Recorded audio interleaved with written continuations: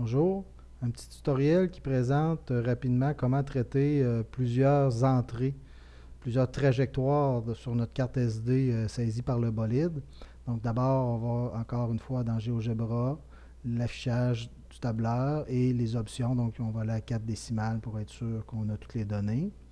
Dans notre tableur, on importe un fichier de données. Donc le fichier de données ici, comme on sait, a comme nom la date où a été prises les données.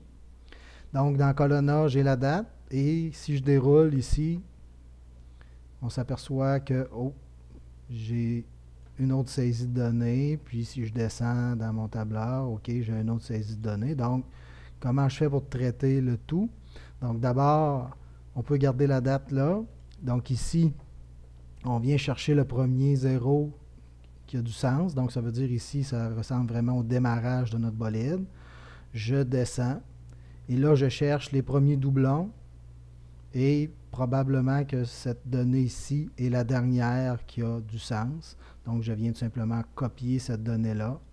Je viens peut-être me mettre un peu plus loin dans mon tableur et je colle la donnée. Donc, ça ici, ça serait les données de mon premier mouvement. Si je veux voir rapidement à quoi ça ressemble, je sélectionne dans le tableur. Ici à gauche de GeoGebra, j'ai les statistiques à 2 variables. Je viens analyser et je vois un peu la courbe que ça peut me donner, cette série de points-là. Je pourrais même voir, essayer si c'est un polynôme. Dans le cas présent, ça ne l'est pas. Donc, ça me donne une idée que mes données sont assez fiables.